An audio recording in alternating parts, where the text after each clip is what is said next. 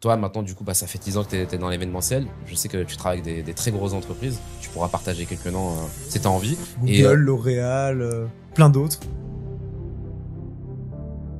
Tu sais, au début, quand j'ai créé Digital Show, ça a été une des plus grosses difficultés que j'ai eues.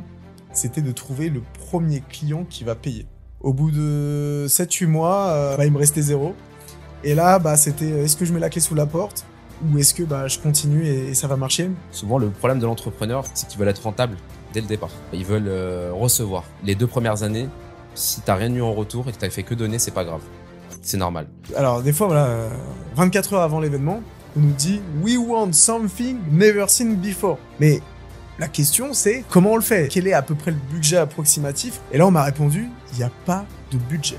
Ton plus gros chiffre d'affaires en un mois. Tu sais, il y a une année, on a eu un spectacle en 6 mois, une seule demande et c'était 300 000 euros. Dubaï, pour moi, c'est vraiment le lieu du futur. Là, c'est que le début de Dubaï, ça a bien grandi, hein. Mais je pense qu'on est encore dans les débuts de l'évolution de Dubaï. On va dire qu'aujourd'hui, là, je viens de commencer mon activité, j'ai entre 0 et 3 000 euros par mois et j'ai envie de venir m'expatrier à Dubaï sur les 2 prochaines années. Tu sais, on dit souvent que Dubaï, c'est cher et tout, mais quand tu regardes les prix à Dubaï et les prix en France dans une grande ville, Dubaï, c'est moins cher qu'en France. Bonjour les amis, bonjour chers entrepreneurs. Aujourd'hui, je suis très content de vous partager, en tout cas de partager avec vous un moment avec Lounis. C'est l'entrepreneur que j'ai rencontré qui a la plus grande créativité et une imagination qui est illimitée. Alors, pour rappel, dans cette chaîne, on parle de business, on parle de la vie à Dubaï et on parle aussi d'immobilier à Dubaï. Donc, pensez à vous abonner dès maintenant pour ne plus rater les prochains épisodes. En tout cas, moi, j'adore la présentation que tu m'as fait, ça me flatte beaucoup. Bonjour Lounis, Bonjour Abder. tu vas bien? Super bien. Merci en tout cas pour cette invitation un petit peu atypique, hein. Tu sais, je me baladais à Dubaï et j'arrive dans un podcast avec toi pour parler de la vie et du business à Dubaï, je crois. Ouais, c'est ça. En fait, moi, on a un petit peu discuté, je commence un petit peu à te connaître. Présente-toi rapidement. Présente-toi rapidement pour les personnes qui nous écoutent. Moi, je m'appelle Lounis et aujourd'hui, mon job, c'est de créer des spectacles partout dans le monde. C'est des spectacles qui mélangent de l'art et de la technologie. Et j'ai la chance de pouvoir travailler partout sur la planète et notamment à Dubaï. Incroyable, incroyable. Du coup, est-ce que tu peux me raconter un petit peu ton parcours, me dire un petit peu, en fait, à partir de quel âge, toi, tu t'es dit, l'entrepreneuriat, c'est fait pour moi, en tout cas le salariat, le métro dodo, enfin, c'est pas quelque chose que j'ai envie de faire, quoi. En vrai, c'est une question qui remonte à longtemps. Moi, je sais que j'avais déjà cet esprit un petit peu entrepreneurial quand j'étais petit. Tu sais, moi, à partir de mes 12 ans, j'ai jamais demandé 1 euro à mes parents. Dans le sens où j'avais déjà trouvé des business quand j'étais ouais, j'ai même pas encore grandi, tu sais, c'est les débuts et je faisais en sorte de trouver des business qui monétisent un peu, pour pouvoir, vivre et peut-être économiser pour plus tard. J'avais déjà ce mindset un petit peu, d'épargne et de réinvestissement. Donc au début, je faisais des business sur des jeux vidéo. J'avais trouvé des failles dans les jeux vidéo pour monter les niveaux plus vite, sur la PlayStation, sur la Xbox Incroyable. et j'ai commencé petit à petit à monétiser ça. Puis après, en grandissant, j'ai continué, moi, j'ai fait des études, je suis ingénieur en informatique. J'ai eu une vie, qui n'était pas entrepreneuriale où j'étais salarié et après, j'ai changé cette vie. Incroyable. Donc, t'as pas demandé un seul euro à tes parents depuis que tu as l'âge de 12 ans? Franchement, j'ai pas le souvenir, d'avoir demandé 1 euro à mes parents. C'est pas parce qu'ils voulaient pas, hein.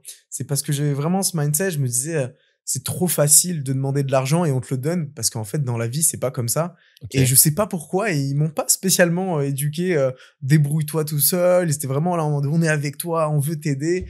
Ouais, j'avais un peu ce mindset entrepreneurial où, faut faire les choses par soi-même et si on n'est pas capable de le faire, on demande pas aux autres de c'est pas s'il y a pas de raccourci dans la vie, donc autant le faire soi-même et ouais, depuis tout petit, j'ai pensé comme ça. Est-ce que tu te sentais justement différent par rapport à ça? Par rapport au fait que, du coup, toi, tu demandais pas de l'argent à tes parents. Peut-être que tu voyais que la plupart de tes amis, à l'école, c'était pas le cas. Est-ce que tu t'es senti différent, très jeune? C'est vrai que ouais, quand tu comparais un peu, quand je comparais ma vie avec celle de mes potes, il y en avait j'en avais pas encore rencontré, en tout cas, à cet âge-là, qui avaient un peu cette mentalité, entrepreneur. Donc ouais, il y avait une petite différence. Après, moi, j'essayais d'apprendre à mes potes, bah, comment je gagnais de l'argent, mais quand Mmh. ils voyaient le travail que c'était, heu, dans mes souvenirs, il y en a pas tant que ça qui ont essayé, quoi. Parce que Ouais, c'est un vrai boulot que je faisais. Il y a un boulot de marketing, il y a un boulot de communication, il y avait un boulot technique dans les jeux vidéo. Donc ouais, je sais que sur cette partie-là, ça demandait de l'énergie et du temps, quoi. est-ce que tu peux nous partager un petit peu une fourchette de combien tu as pu générer justement, on va dire dans ta période de collège, lycée? Franchement, ça se compte en milliers, dizaines de milliers d'euros quand même, je pense, non, c'était quand même des sommes, mais tu sais, c'était des 3 €, 4 €, 3 €, 4 €, mais beaucoup, beaucoup, beaucoup, beaucoup de fois. Et en fait, bah, moi, cet argent, ça me permettait de le réinvestir dans d'autres projets enfants, tu vois? Mais qui marchaient et qui marchaient pas, comme dans la vie d'entrepreneur. Et des fois, ça me permettait d'acheter des bonbons et des kebabs au lycée, quoi. Donc, c'était, une vie d'un Incroyable. adolescent normal, OK, et heu à ce moment-là, est-ce que du coup tu t'es dit, parce que tu as fait des études d'ingénieur par la suite, est-ce que Ouais. toi tu t'es dit, «Bah, du coup là j'arrive à gagner de l'argent tout seul avec, une idée que j'ai pu développer, que j'ai pu imaginer». Est-ce que tu t'es dit justement, «Je vais faire des études pour travailler, en tout cas pour une boîte jusqu'à la fin de ma vie»? C'était quoi ton mindset à ce moment-là? Alors moi, je savais quand j'étais au lycée, j'hésitais, bah, soit à commencer à travailler tout de suite, soit à faire une école de commerce ou soit à faire une école d'ingénieur. J'avais ces 3 options. Je faisais déjà du alors moi, j'étais un passionné de spectacle.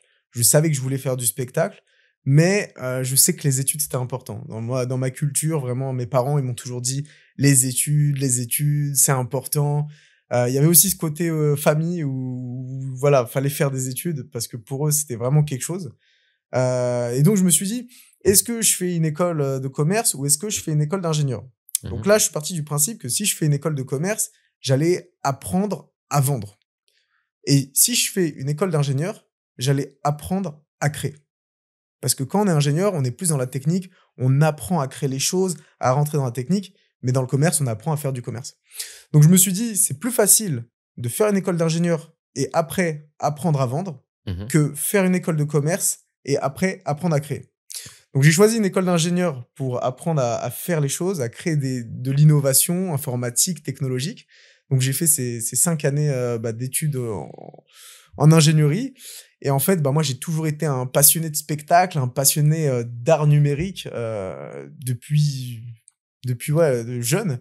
Et donc, bah, pendant ces études, ce que j'ai commencé à faire, c'est que j'ai commencé à sécher les cours pour, aller travailler sur des tournées de spectacles. OK. Et ce que je faisais pour trouver ces jobs, parce que quand on n'est pas dans le milieu de l'événementiel, moi, ce que je faisais, c'est que j'appelais les entreprises. Je leur disais: «Ouais, est-ce que je peux venir? Je travaille gratuitement pour vous, je veux travailler, je veux connaître le métier». Et vraiment, moi, j'avais la déterre, dans le sens où j'étais prêt à aller travailler gratuitement chez les gens pour vraiment apprendre. Et en fait, c'est ce qui s'est passé petit à petit. Ils m'ont mis sur un petit événement. Après, ils m'ont appelé sur une grosse tournée au Mexique. Après, sur une grosse tournée au Brésil. Et en fait, quand j'étais étudiant, j'étais arrivé à un stade où le vendredi, je séchais les cours, je faisais la tournée, du samedi, dimanche dans un autre pays et je revenais à l'école le lundi. Donc c'est un peu une vie, atypique de se dire, d'aller à l'autre bout du monde pour, une journée d'événement. Mais dans le monde de l'événementiel, c'est comme ça que ça se passe, c'est qu'un événement, il faut des personnes compétentes au bon moment. Et un événement, ça peut durer 1 heure, comme ça peut durer une journée et il y a des festivals qui durent plusieurs jours.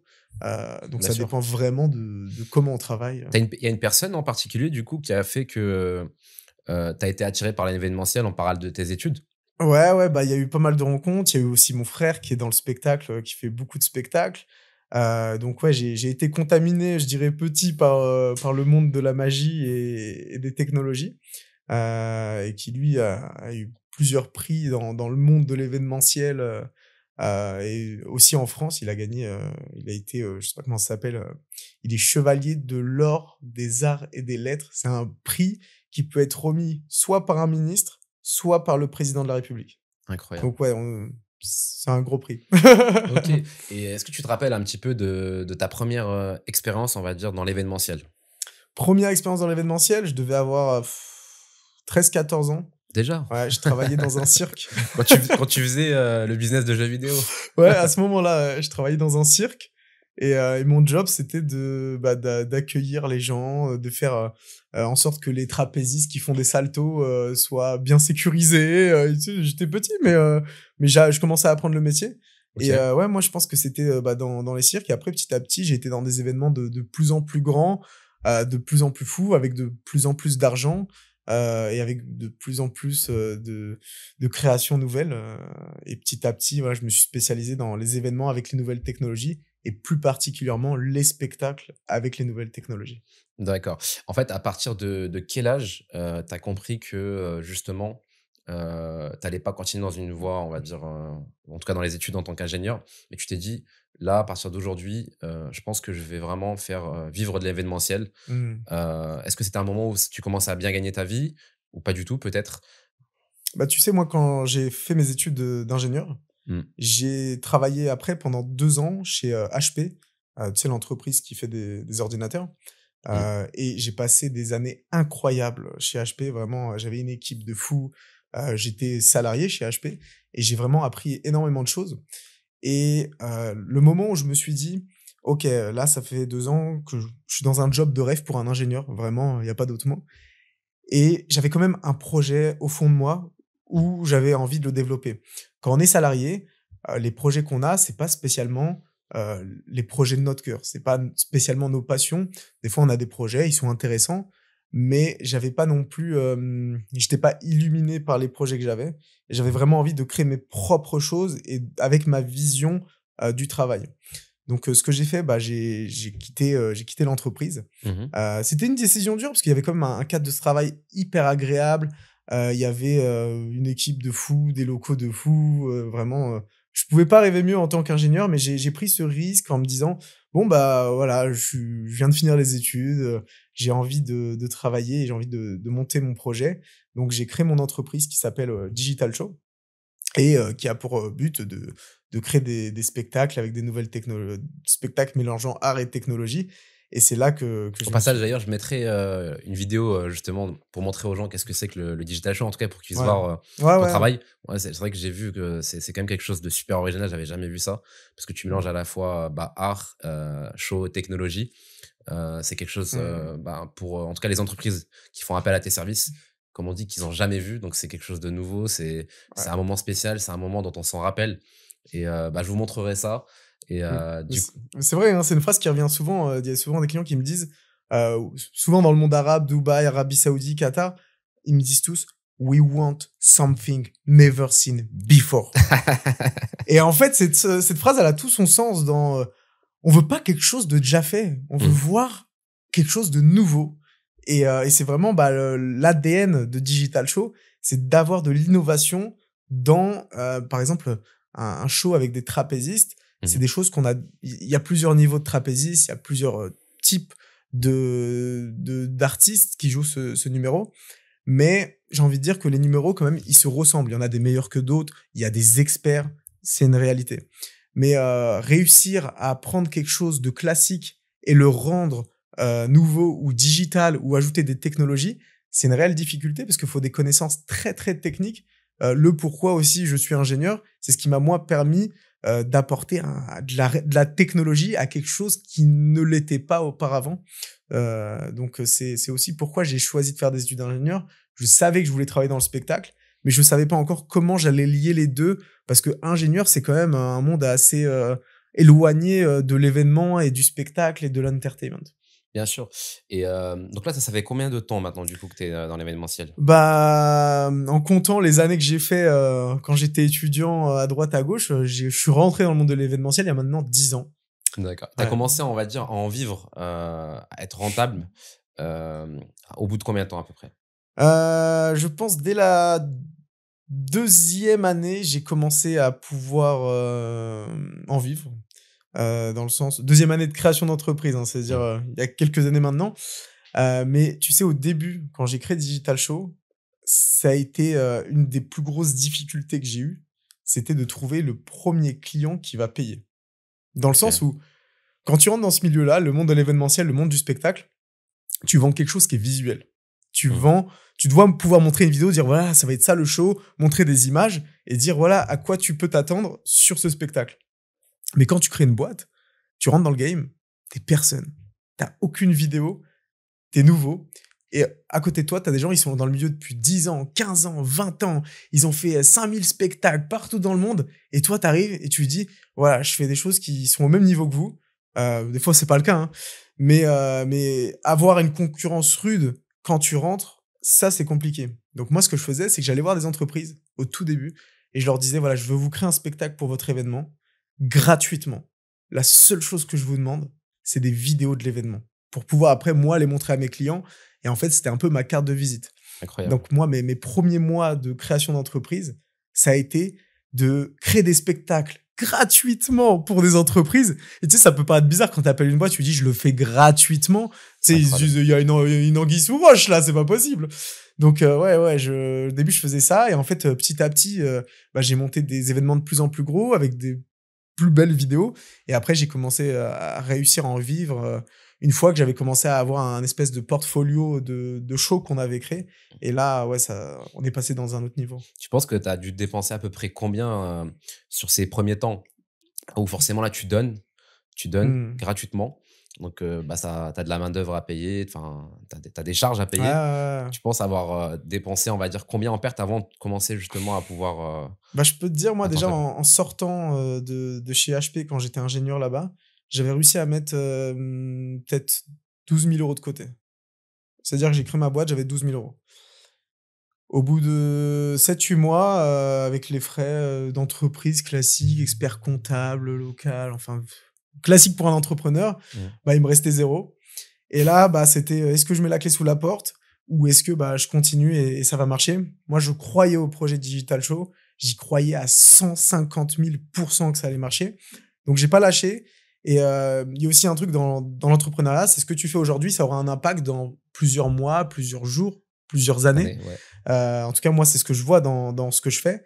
Et en fait, bah, au bout de la deuxième année, ouais, j'ai commencé à avoir des retours sur investissement, des personnes qui m'ont rappelé, des personnes qui commençaient à m'acheter des spectacles et à vendre mes premiers shows qui étaient, j'ai envie de dire, où il y avait une marge monétaire, quoi, où on gagnait de l'argent. C'est incroyable cette loi du business, que peu comprennent. C'est vraiment, donner énormément au Mmh. début et se dire que ça pourra sûrement payer dans 3 mois, 6 mois, mais ça pourra aussi sûrement payer dans 1 an ou 2 ans et très bien payer dans 2 ans. Mmh. C'est vrai que souvent le problème de l'entrepreneur, moi ce que je vois souvent, hein, chez la majorité des entrepreneurs, c'est qu'ils veulent être rentables dès le départ. Ils veulent, recevoir, ou en tout cas ils veulent donner un tout petit peu et ça y est, déjà un ras-le-bol, je veux déjà recevoir. Et ça, je pense, c'est la plus grosse erreur. Je pense que quand on démarre un business, moi, j'ai toujours cette psychologie où je me dis, bah, les 2 premières années, si tu as rien eu en retour et que tu as fait que donner, c'est pas grave.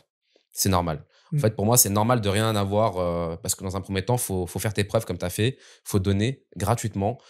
Faut que la personne, ait testé. Faut que tu sois légitime. Surtout quand tu arrives dans un marché avec des personnes qui ont déjà une proof, sociale. Ils ont déjà, j'imagine des appuis marketing par rapport à ce qui a déjà été fait. Donc il y a cette confiance Mmh. aussi. Là, tu crées des shows, donc c'est peut-être pour des inaugurations qui sont importantes. Donc c'est des moments sur lesquels il faut pas se louper. Ils ont peut-être des invités, justement, prestigieux pour certains et ce qu'ils veulent, c'est quelque chose de différent justement qui va marquer. Mmh. Donc si finalement le chose se passe mal, tu un peu eux en fait, toi, tu as raté ton coup, mais c'est plutôt eux, en fait, finalement les gros perdants, j'imagine. Donc, Heu, je pense que tu avais pas d'autre possibilité que de proposer de la gratuité et sans ça, je pense que, ça aurait été difficile et c'est pour ça que j'ai envie de te poser justement une question. C'est que justement, toi, ça fait maintenant 10 ans que tu es dans l'événementiel. Je sais que c'est quand même un marché qui est, alors qui est concurrentiel, mais surtout, je pense que c'est un marché où c'est très difficile, tu vois, d'avoir une croissance à la fois stable et à la fois linéaire dans le temps. Et toi, maintenant, du coup, ça fait 10 ans que tu es dans l'événementiel. Je sais que tu travailles avec des très grosses entreprises. Tu pourras partager quelques noms, ouais, si tu as envie. Et Google, L'Oréal, plein d'autres. incroyable. Donc, tu vois, aujourd'hui, l'effet cumulé, Ouais. ça t'a permis aujourd'hui de travailler avec des grosses entreprises comme L'Oréal, Google. Et du coup, voilà, quels sont les principes, tu penses, quels sont les principes d'entrepreneur que tu as eus justement, qui t'ont permis, d'avoir, justement cette croissance aujourd'hui et surtout, d'avoir, cette stabilité? Parce qu'aujourd'hui, ça fait 10 ans que tu es dans ce marché et ça marche toujours pour toi et tu continues à croître, Mmh. toujours à collaborer avec ces grosses entreprises. Bah, j'ai envie de dire, moi, je vais parler de l'événementiel, mais je sais que ça s'applique à plein d'autres métiers.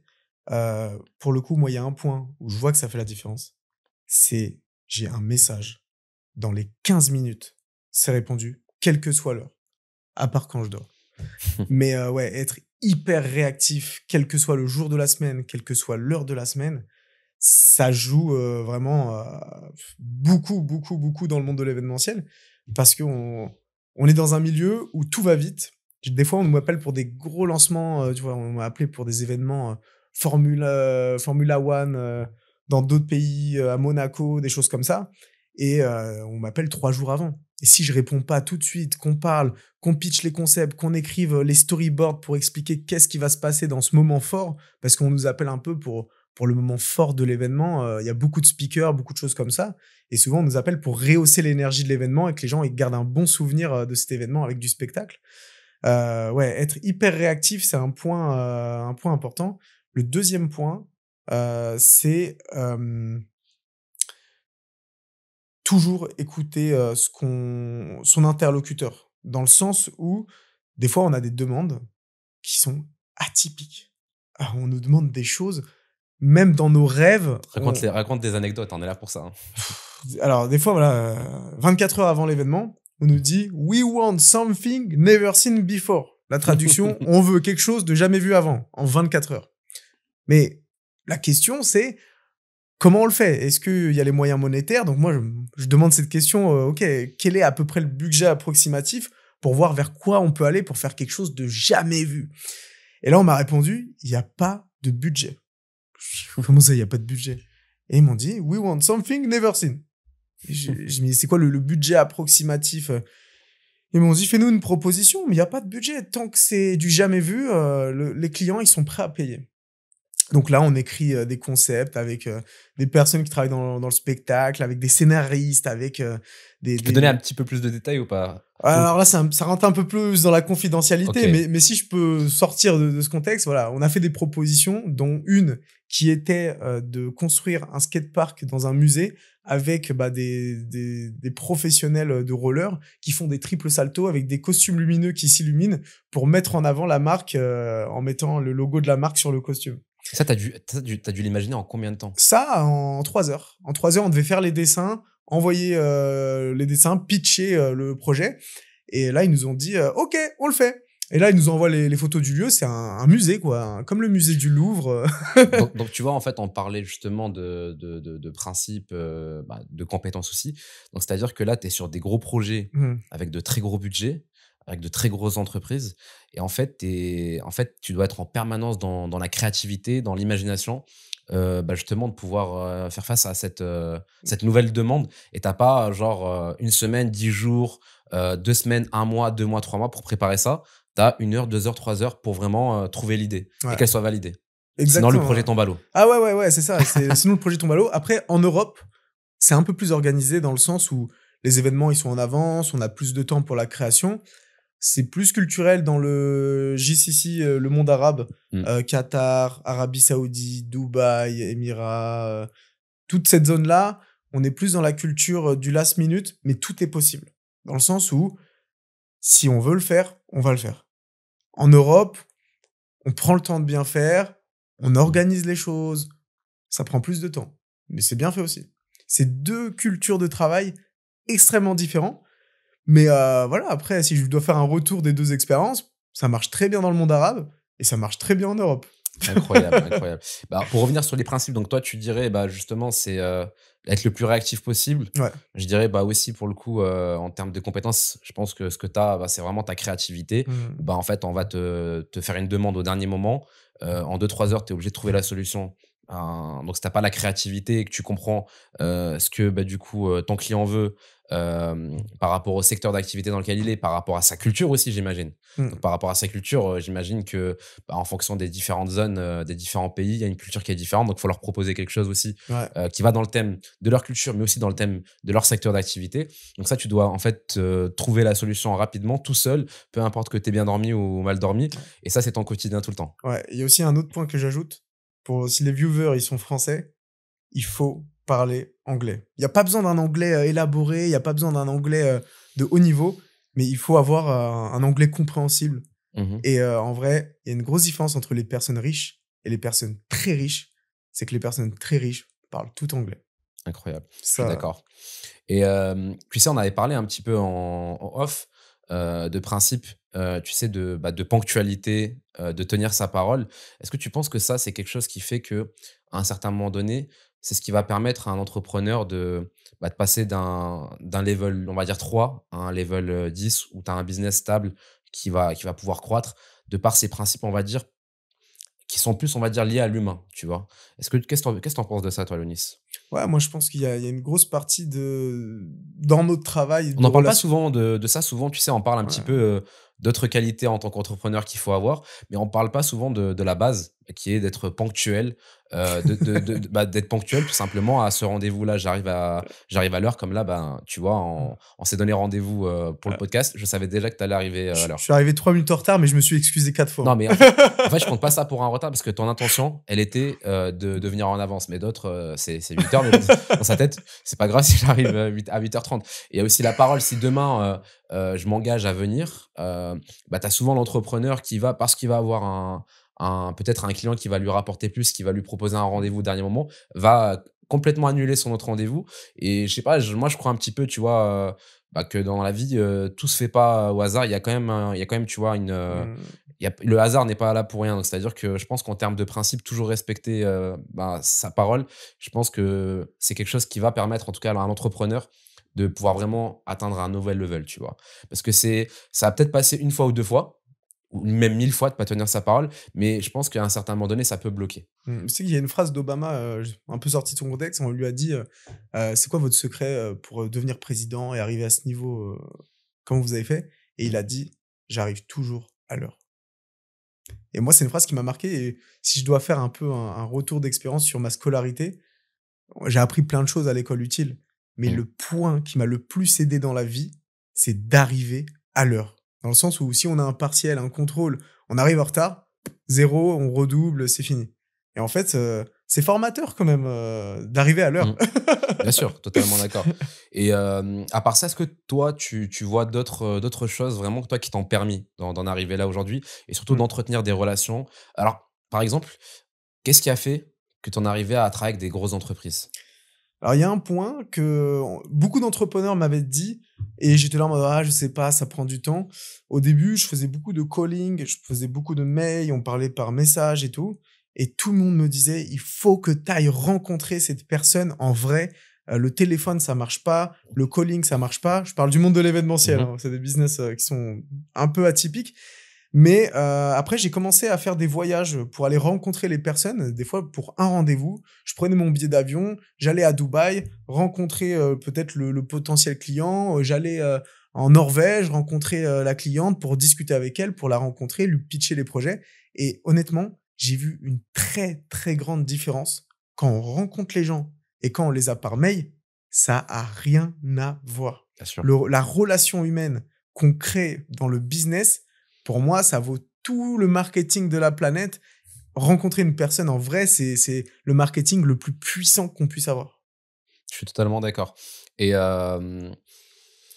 entre autres, tu dirais moi, ce que je retiens vraiment, c'est, aussi vraiment et je pense que c'est vraiment, duplicable à tous les business, c'est le fait d'être prêt à perdre au début, d'être prêt à donner, de Bien sûr. donner. C'est super important. Réellement, je pense que pour pouvoir travailler un jour déjà avec des grosses entreprises, déjà, tu en as beaucoup qui font cette erreur-là. Dès le départ, quand ils lancent une boîte, c'est déjà directement de vouloir travailler avec des gros tickets. Mmh. Sauf que ça se mérite et tu as beaucoup de boîtes en France, qui ont coulé parce que justement leur focus était de travailler avec des high tickets comme on dit, des grosses boîtes. Sauf que, le problème c'est que tu vas avoir de l'argent rapidement, mais tu vas te casser les pieds et Mmh. même si tu vas être approché par une grosse boîte, souvent les grosses boîtes, ce qu'elles aiment bien faire, c'est, un peu de tester dans différents secteurs d'activité. Je l'ai un petit peu vu et en fait, ils vont te faire pas mal travailler, mais à la finale, si t'es pas à la hauteur, tu vas pas être payé et tu es obligé de fermer, tu obligé de mettre les clés sous la porte. Mais si, tu commences justement, à donner à des petites boîtes, à leur proposer un service, gratuitement sur des petits projets.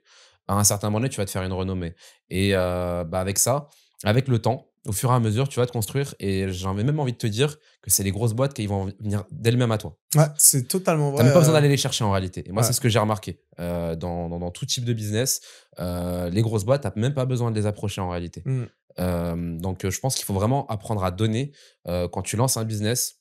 Il faut se dire que tu es là plusieurs années, voire toute ta vie peut-être. Il faut Mmh. avoir ce truc-là de se dire: «Bah, dans 20 ans, je serai toujours dans ce business-là». Donc si tu es pas prêt à donner au minimum pendant 2 ans pour que les gens te fassent confiance, et te recommandent, je vois pas Je sincèrement, suis comment tu peux en entièrement vivre. d'accord avec tout ce que tu dis, qu'avoir, des vraies relations avec les personnes avec qui tu travailles, c'est Mmh. primordial et ça va step by step.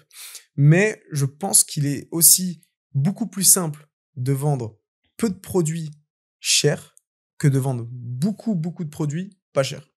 Donc moi, je me suis toujours positionné en termes business sur des produits, en tout cas dans l'événementiel, de spectacles haut de gamme, OK. destinés à des personnes qui ont quand même, des événements, high class, que de me dire: «Je vais aller sur des plus petits événements et je les fais grandir petit à petit».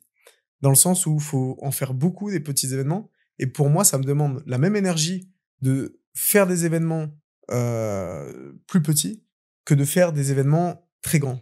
Donc moi, j'ai aussi eu ce focus un peu business de me dire: «Je préfère faire du haut de gamme, digital show, ça reste quand même quelque chose de très haut de gamme», que de me dire: «Je fais beaucoup, beaucoup de petits et il faut plus de quantité pour pouvoir après en vivre». OK, ouais, super, c'est une bonne analyse.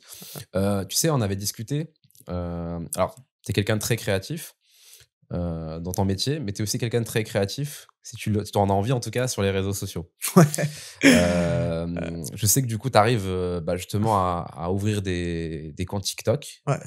Je sais qu'aujourd'hui, tu es en capacité de pouvoir prendre n'importe quel produit, pour n'importe quelle entreprise et bah, de pouvoir, justement scaler en fait ce compte, faire des vidéos qui sont super virales. Raconte-moi un petit peu, bah, en fait, comment tu t'y prends, comment tu en es arrivé à faire ça?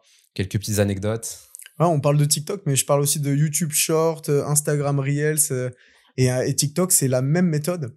Il y a un paramètre qui compte sur tous ces réseaux sociaux, c'est quel est le pourcentage de personnes qui ont regardé la vidéo en entière.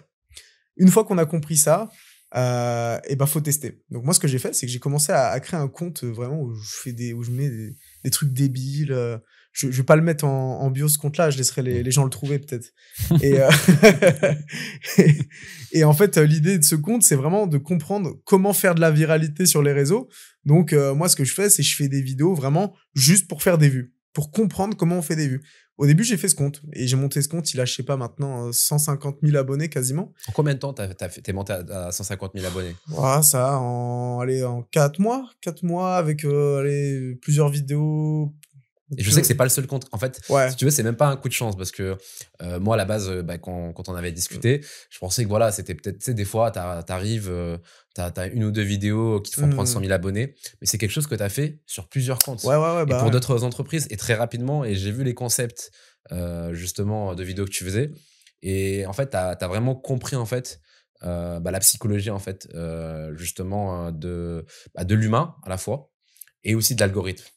Ouais, ouais, bah, après c'est quelque chose une fois qu'on a compris comment faire des vues, Mmh. c'est toujours la même chose. Dans le sens où si tu sais faire une vidéo qui fait des vues, tu vas la deuxième vidéo, tu vas savoir comment faire des vues. Parce que tu as juste à répliquer ce que tu as réussi à trouver ou que tu as copié ailleurs, hein. Il y a rien de mal à copier des vidéos, tout le monde se copie sur TikTok, Insta, YouTube et tout. Mmh. Faut juste réussir à toi le faire. Si tu as réussi à le faire, tu peux l'appliquer à n'importe quoi. Par exemple, pendant le Covid, je te cache pas que l'événementiel, bah, c'était, 0, niet, il y avait rien du tout. Là, il y a eu beaucoup d'entreprises qui ont fait faillite, hein, pendant le Covid et bah, pour s'en sortir, on a commencé à devenir une entreprise un peu plus digitale de marketing où on a fait des vidéos, pour des magasins de jouets, des choses comme ça et en fait, bah, le compte TikTok n'était pas créé. On a créé le compte TikTok pour la marque et en 2 mois, on a fait quasiment 200 000 abonnés en organique. On a payé 0 € et des millions de vues. Et en fait, à chaque vidéo qu'on faisait, on faisait, je sais pas moi, la pub pour les pistolets Nerf. Dès qu'on faisait la vidéo, elle faisait, je sais pas, 300 000 vues. Sold out, rupture de stock France. Après, on fait la vidéo Barbie Color. Tac. Donne-nous justement, c'est là que ça va être intéressant. Alors, du coup, tu as eu un nouveau défi à ce moment-là, c'était de pouvoir vendre ces jouets. Hmm. Comment tu t'y es pris? Quelle idée tu as eue? Quelles sont les vidéos? Enfin, si tu peux donner vraiment un peu plus de détails, ce Ouais, serait ouais, bien super. sûr. Mais en fait, le deal qu'on avait, au début, ils voulaient nous payer à la vidéo. OK, Moi, je leur ai dit, non, on va être payé au produit vendu.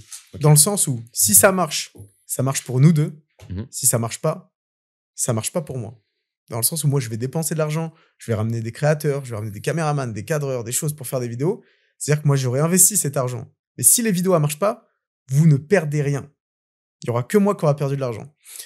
Ils ont dit, bah, c'est super, on n'a rien à perdre. Si ça marche, bah, on gagne tous de l'argent. Si ça marche pas, il y a que toi qui en perds.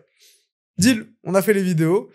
Et là, bah, on a commencé à faire les vidéos. Rupture de stock sur tous les produits sur lesquels on faisait des vidéos. Donc là, l'entreprise, elle a vu. Alors, quelles sont, on va dire, donne 2-3 anecdotes de vidéos que tu as faites. Ouais. Ou en tout cas, qu'est-ce que tu t'as imaginé faire comme type de vidéo? Là, tu t'es dit, voilà, je vais faire plein de vues et je vais pouvoir vendre, faire une rupture de stock. Bah, souvent, c'est des jouets qui sont destinés aux enfants. Donc, on a fait des blagues pour enfants. Je sais pas, moi, on a escaladé la boutique, on s'est introduit dedans comme des voleurs, on a volé tous les jouets, on est parti en courant. Des vidéos pour des enfants, quoi. Mais ça a marché. Et après, on a des concepts, je sais pas, moi, on a organisé des batailles géantes de pistolets Nerf pendant le Covid, des choses comme ça. Donc, les gens, ils étaient à fond. On a organisé des jeux concours où on faisait gagner des jouets. Et là, t'avais tout le monde sur les réseaux sociaux. Ils disaient, ah, moi, je veux gagner, ouais. Il fallait partager la vidéo. Donc, il y avait beaucoup de viralité. Et après, bah, on a arrêté la collaboration parce que ça a trop bien marché. Et le magasin a dit, ah ouais, mais on n'avait pas prévu que ça marche aussi bien que ça. Donc, ils pouvaient plus payer le quota qu'on s'était mis tous les deux sur chaque vente. Donc, ils ont dit, bah là, c'est bon. En tout cas, le Covid était fini. Donc, ils ont rouvert les magasins et on a évité la faillite de plusieurs magasins parce que c'était une chaîne grâce aux vidéos TikTok. C'est incroyable. Ouais.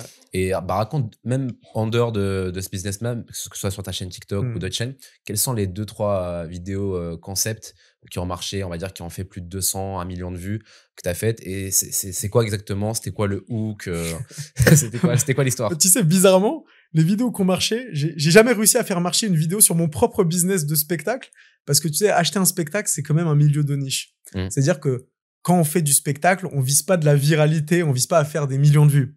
On vise à trouver juste les bonnes personnes qui organisent des événements, les agences, voilà, ces personnes-là. Donc moi, comme je voulais apprendre à faire des vues, je me suis pas dit je vais faire des vidéos sur du spectacle. Je me suis dit je vais faire des vidéos sur des choses que les gens veulent voir, la nourriture, les blagues, les choses comme ça. Donc j'ai monté des vidéos, tu sais, j'ai même fait une vidéo où j'ai fait une vidéo sur TikTok et j'ai dit ouais, on va hypnotiser des gens et on va leur faire manger du caca de chèvre. Et en fait, bon, ce qu'on faisait, on leur faisait pas manger du caca de chèvre, on prenait du brownie de chocolat, on faisait des boules et ça faisait des boules de caca de chèvre, tu vois. Et bon, la vidéo, on allait hypnotiser des gens. Tu sais, les gens, ils étaient comme ça. Ah. C'est vrai qu'en plus, tu as une formation pour ouais, hypnotiser. J'ai fait beaucoup d'hypnose. J'ai fait beaucoup d'hypnose. Et t'avais les gens comme ça, ils étaient hypnotisés, ils mangent du caca de chèvre, c'est bon et tout. Et en fait, bah, les gens, ils disent, ah, c'est dégueulasse, ils mangent du caca de chèvre. Mais en fait, non, pas du tout. C'était du chocolat, c'était de la vidéo.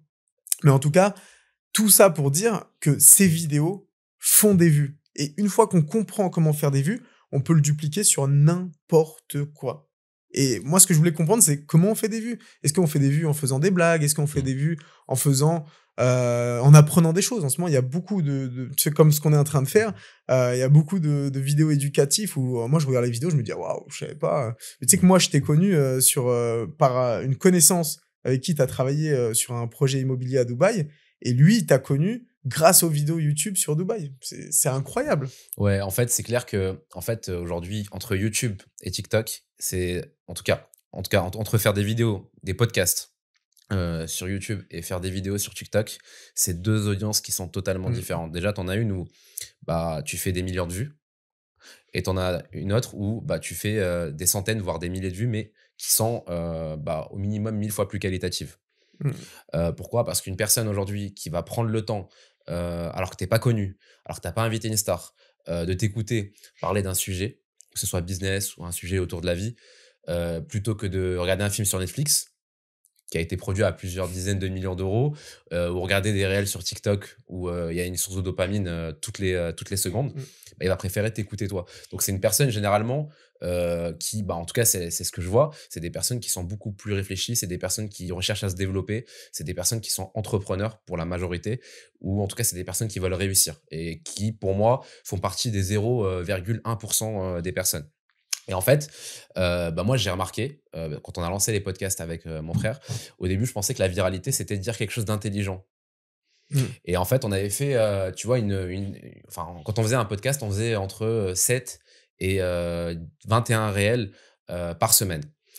Et si tu veux, en fait, tous les réels où on disait des choses super intelligentes, je pensais que ça allait marcher. Et à un moment donné, en gros, le monteur, il a mis un réel où même moi, j'ai pas compris pourquoi il avait mis.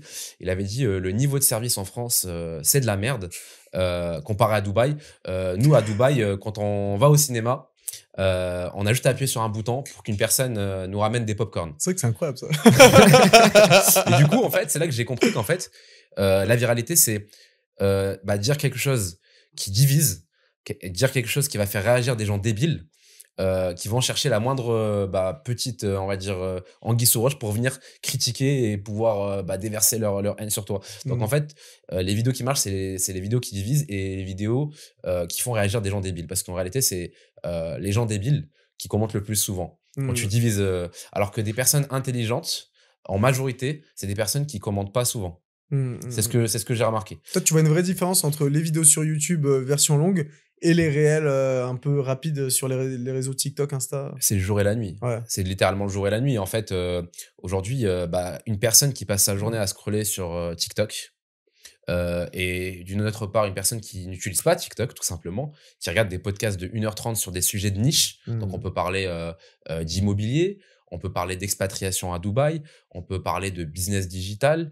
on peut parler de tout type de choses. Comme là, par exemple, les personnes qui vont nous écouter, ça va pas être des millions de personnes, mais ça va être des personnes qui s'intéressent au business, à la vie à Dubaï, aux différents, entrepreneurs qui cherchent à s'enrichir, en fait, qui cherchent à avoir de la data. Par exemple, moi, avant de te connaître, je savais pas je connaissais pas ton secteur d'activité. Je savais pas qu'il y avait des boîtes, en fait, qui faisaient appel à ce type Mmh. d'entreprise pour faire des shows, quelque chose d'unique. Tu es obligé à chaque fois de te réinventer et en fait, ça, c'est des choses, en fait, qui vont te développer. Alors que si, au lieu de ça, la personne va passer, 1 heure sur TikTok, Mmh, mmh mh. là, ou 1 heure et demie à regarder un film, c'est 2 profils de personnes qui sont totalement différentes. Donc tu as beaucoup moins de vues, mais tu as des personnes beaucoup plus qualitatives et moi, c'est pour ça qu'à la base, j'avais ouvert cette chaîne avec, mon frère. C'était justement, on voulait rassembler une communauté de personnes qui nous ressemblent et on s'est dit: «Ben, nous, on écoutait des podcasts avant. Alors oui, peut-être qu'on va pas pouvoir aider, on va pas pouvoir mieux aider que des personnes qui sont, justement dans le thème du podcast, dans l'entrepreneuriat depuis des années, qui font intervenir de très grands entrepreneurs. Mais nous, on a envie d'aider les personnes, qu'on était, il y a 3 4 ans. Ouais, c'est vrai. C'est un petit peu ça Ouais. l'idée. Si tu veux toujours en fait, on va dire, lancer un truc pour être le meilleur dès le départ ou te comparer à une personne qui est meilleure que toi, par exemple, sur les podcasts, qui est beaucoup plus d'abonnés, en fait, forcément, tu vas jamais rien faire. Mais si tu cherches, si ton intention, c'est d'aider des personnes qui étaient dans la même situation que toi il y a 3 4 ans, je pense que déjà, tu as tout compris. Et en fait, Mmh. avec le temps, ça va le faire. Et ouais, donc en fait, sur TikTok, moi, je me rends compte, pour tout type de business, tu pas les mêmes personnes, clairement. Mmh. Même dans l'immobilier, moi, j'ai des personnes, en fait, qui me contactent, du coup, via YouTube, mais c'est des personnes qui, ont un mindset beaucoup plus éduqué, même si ça met du temps. Alors que sur TikTok, ou sur Instagram, moi, j'ai des amis qui font des centaines de milliers de vues, mais les demandes qu'ils ont, c'est, des personnes qui sont pas éduquées du tout, qui connaissent même pas Dubaï, qui ont peut-être même jamais investi, Mmh. pour une résidence, ou pour un investissement locatif. Donc c'est 2 audiences qui sont différentes. Après attention, je parle vraiment de la majorité toujours, hein, Ouais, bien sûr. parce que là, ça encore une fois de plus, ça peut faire réagir. C'est pas tout, c'est tout, mais je parle vraiment de plus de 80-90. C'est Ouais. c'est vraiment ça. C'est plus de 90 des demandes que tu auras, vont être différentes. Mmh. Qu'est-ce que tu en penses, Ouais, non, moi, je sais que, par exemple, tu vois, moi, mon business aujourd'hui, il est extrêmement ciblé sur le web. Dans Mmh, le sens où, pour trouver ce qu'on fait, il mmh, faut vraiment chercher. On mmh, tombe pas dessus comme ça, en se mmh, disant: «Ah tiens, je vais voir une petite vidéo», c'est un peu plus faut aller dans les limbes d'internet pour trouver ce qu'on fait. Mais c'est aussi un choix stratégique parce que les personnes qui recherchent, par exemple, un spectacle d'art numérique pour un événement d'intelligence artificielle, il y en a pas, 150 000, aujourd'hui. Donc ça a été un choix aussi stratégique de cibler ces personnes-là pour pouvoir déjà filtrer, les demandes, qui ont un réel impact sur ce qu'on va faire. J'ai tenté, hein, de faire des vidéos buzz sur les réseaux sociaux, mais là, pour le coup, je me rejoins avec ce que tu dis. On a beaucoup plus de masse qui arrive et après, il faut faire un grand tri, qui est souvent, plus compliqué. clairement. Donc j'imagine qu'avec, avec, peut-être 1000 voire 100 000 fois moins de vues sur le web, on va dire, Mmh. que ce soit, via une chaîne YouTube où tu parles, que de ton activité ou via un site Google. Ouais. J'imagine qu'avec 1000 voire 100 000 moins de vues, tu arrives à attirer plus de clients qualitatifs que si tu faisais, 1 000 000 ou voire 10 millions de vues, sur, un réel où, justement là, tu parles réellement de ton business, mais avec un algorithme, assez partagé. Ouais, ouais, je pense, hein, ça c'est je l'ai pas testé donc je pourrais pas te dire, à cette échelle-là. Mais en tout cas, moi, de ce que j'ai pu voir, ouais, il y a quand même une grosse différence, en termes de qualité Insta, TikTok et vraiment qui vont sur le web chercher ou sur des vidéos YouTube, comme tu fais toi. Et tu penses que c'est quoi du coup, là, on va parler vraiment de viralité. Tu penses c'est quoi le secret d'une vidéo, pas dans voilà, dans ce que tu as pu faire, pour qu'elle fasse 1 million de vues? Faut faire une vidéo, on la poste et on regarde les stats. Faut que la vidéo, elle ait à peu près, 20-25 de personnes qui la regardent en entière. Ça veut dire qu'une personne sur 4 a regardé toute la vidéo. Mmh. Et après, on reprend la vidéo. On voit où les gens quittent la vidéo. On coupe, on retire la partie où les gens partent. On la reposte. On regarde, est-ce que les gens restent? Ils restent pas. Donc on recoupe la partie où ils partent tous.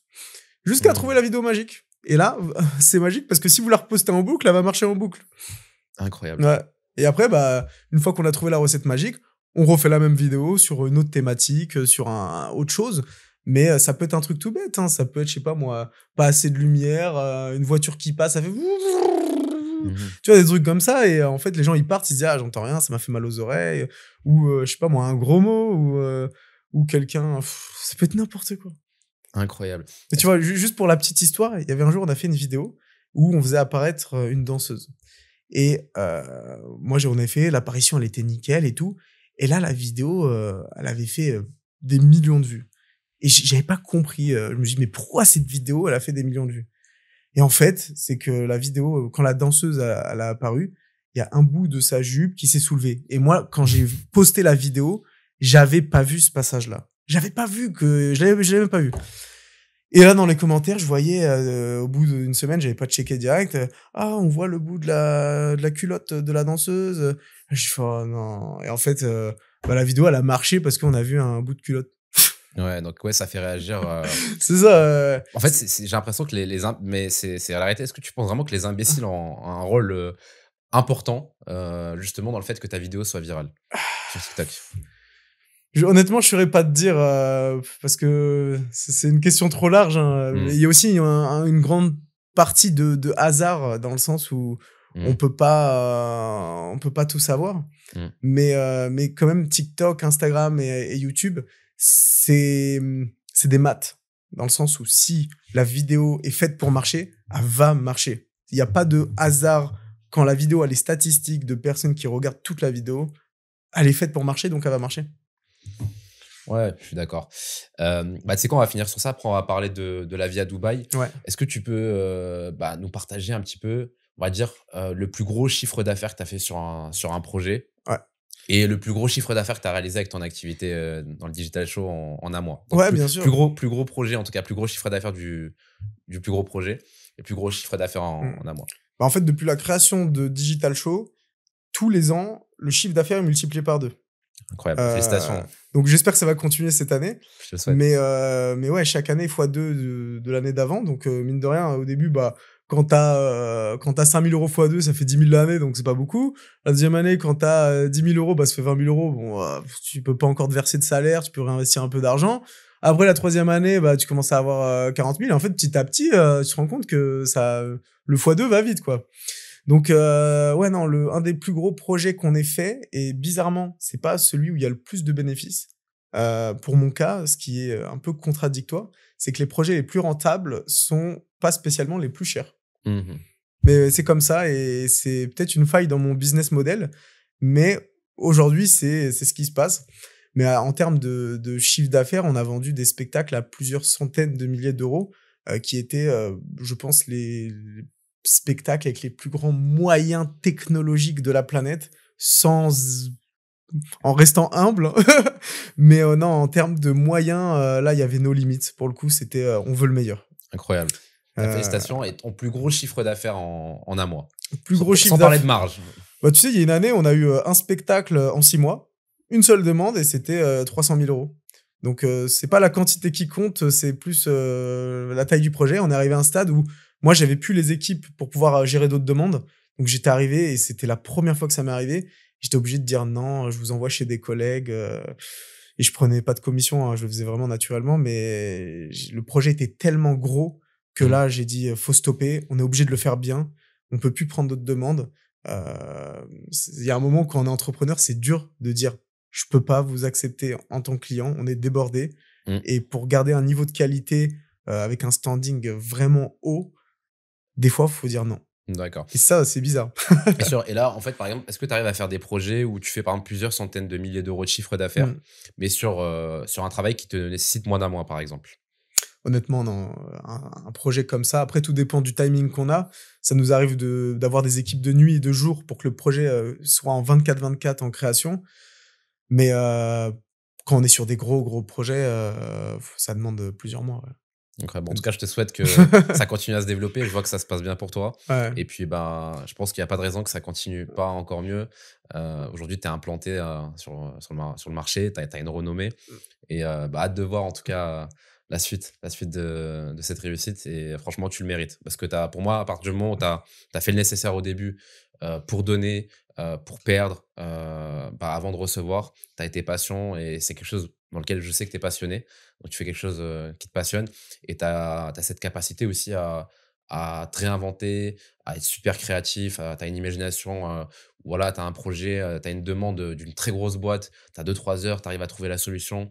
À chaque problème, sa solution. Je pense que ça, c'est quelque chose que Ouais. avec lequel tu danses au quotidien. Donc, je te souhaite que le meilleur par rapport à ça. Tu sais que moi, il y a une phrase qu'on m'a dit quand j'ai commencé l'entrepreneuriat, on m'a dit: «Fais ce que tu pourrais faire gratuitement et fais-le jusqu'à ce que ça vaille de l'argent».